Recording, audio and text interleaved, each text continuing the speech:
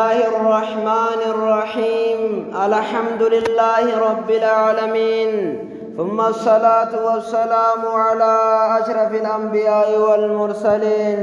نبينا محمد وعلى آله وأصحابه أجمعين أما بعد dubbii quuqee nama dubbisaa amma famaaliif hin callisaa jala geessee barguyyaan isaa amma dhufee fudhatarisaan itti dhiisaa gurbaa abdiisaa maqaa gaarii eeysaan ubbaasa maqaa gaarii eeysaan ubbaasa islaaminaa barrabbii faarsa ifin harkuu shimallis kasaa gowwaan dubbii hin beekuu dhiisa alhamdulillah daddeebisaa rabbiin keenya amma bukkaasa alhamdulillah daddeebisaa rabbiin keenya amma bukkaasaa maarsi godhee maqaan arabaa aadamii fi muhammad khadiijaan aliyii fi umar faatimaan yoo baafannee maal badii qaban ati kaatee jibbita gurbaa maqaa jibban atiitu qaba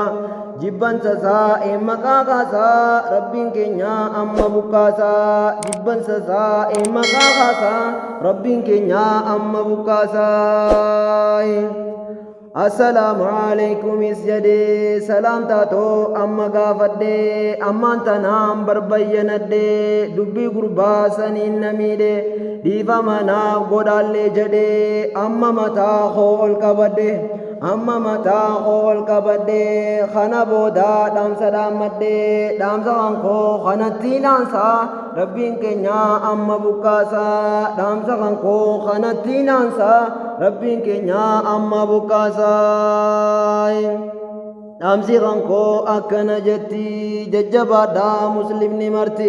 maqaa miti jibbaa amantii qaba malee barkuun gurbattiin jibbitullee maal gootaa miti dhiifama jettaasaa rabbiin keenya amma bukkaasaa dhiifama jettaasaa rabbiin keenya amma bukkaasaa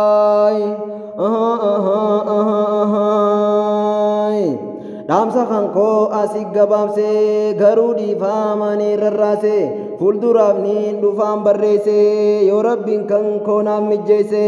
inshaallah anaaf mijjeessa